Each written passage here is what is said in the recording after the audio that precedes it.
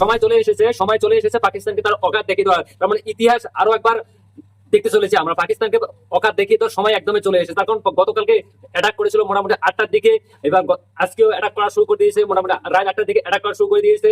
তো গতকালকে কিন্তু আইপিএল ম্যাচ হয়নি, ঠিক আছে, অনেক সহ্য হয়েছে, আমরা মানে অনেক মুখ বুজে সহ্য করেছি। আর না, আমরা ইন্ডিয়ান আর্মিদের সাথে আছি।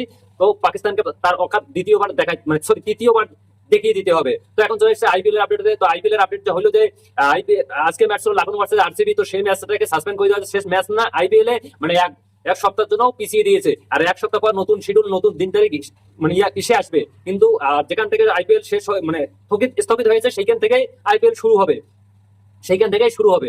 আর দ্বিতীয় নম্বর কথা হচ্ছে তাহলে যে আইপিএল যে এক সপ্তাহের জন্য বন্ধ হচ্ছে, তাহলে খেলোয়াড়রা কি এখানে থাকবে নাকি তারা তাদের দেশে ফিরে যাবে? দেখো, যদি কারোর ইচ্ছা হয় কোনো খেলোয়াড় তাদের দেশে থাকতে পারে, আর না হলে তারা তাদের দেশে ফিরে যেতে পারে। অনেক বাইরের খেলোয়াড় আছে, দেখো আমাদের বিসিসিআই এর সঙ্গে বাইরের ক্রিকেট বোর্ড দেশের খেলোয়াড় আছে, তারা কোম্পানি যোগাযোগ করেছে, ওরা বলেছে আমাদের আমাদের মানে একটা সেফটি দেওয়া হ্যান্ড ত্যান। হ্যাঁ, তো বিসিসিআই সিদ্ধান্ত নিয়েছে, ওই জন্য মোটামুটি তোমার এক সপ্তাহের জন্য আইপিএল সাসপেন্ড করে দিয়েছে। আর তাদেরকে বলে দিয়েছে তারা যদি এইখানে থাকতে পারে, আর না হলে তাদের দেশে ফিরে যেতে পারে। এই ছিল আজকের নিউজ। আচ্ছা, তোমাদের কি মনে হয় যে পাকিস্তানকে সময় এসে গেছে পাকিস্তানকে তার অকাত দেখিয়ে দেওয়ার জন্য? তো নিচে কমেন্ট করে অবশ্যই বলবেন যে পাকিস্তানকে অকাত দেখিয়ে দিতে চাও কি চাও না তোমরা, ভাই নিচে কমেন্ট বক্সে অবশ্যই বলবেন। এবং পাকিস্তানের অকাত দেখিয়ে দেওয়া খুব জরুরি পড়ে গেছে, ইতিহাস আরো একবার দৌড়তে চলেছে নিজেকে।